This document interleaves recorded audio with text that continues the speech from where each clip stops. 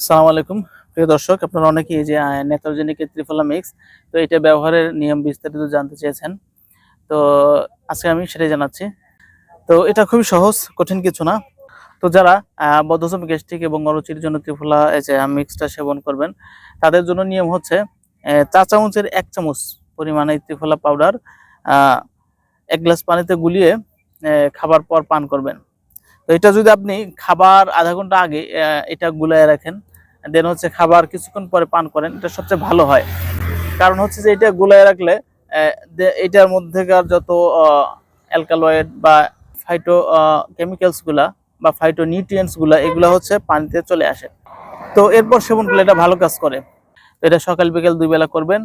আর যাদের গ্যাস্ট্রিকের অনেক দিনের প্রবলেম, তারা হচ্ছে একটা টাইম, মানে ডিউরেশনে খাইতে হবে। সেটা হলো একটানা ১ মাস এটা সেবন করবেন।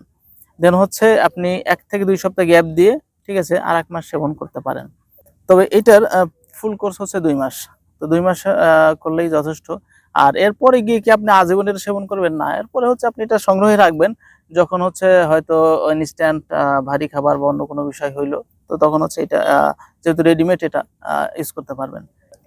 আর আইবিএস এর সমস্যায় এই ত্রিফলা মিক্স পাউডারটা কিন্তু সাপোর্টিভ হবে। কারণ এটা হচ্ছে ব্যাপক ডাইজেস্টিভ এবং এটা খেলে খুবই ক্ষুধা লাগে, ভালো হজম হয়। সুতরাং এটা হচ্ছে যে আইবিএস এর সাপোর্টিভ।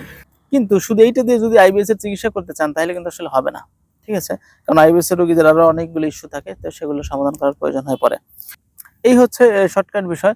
তো এছাড়াও যদি আপনাদের কোনো কোয়েশ্চেন থাকে, কথা থাকে, সেগুলো তো আপনি আমাদের পেজে, ঠিক আছে, কমেন্ট বক্সে জিজ্ঞেস করতে পারেন। আর যারা অলরেডি এটা নিয়েছেন, সেবন করছেন, তারা তো আমাদের নেত্রোজেনিক গ্রুপে আছেন।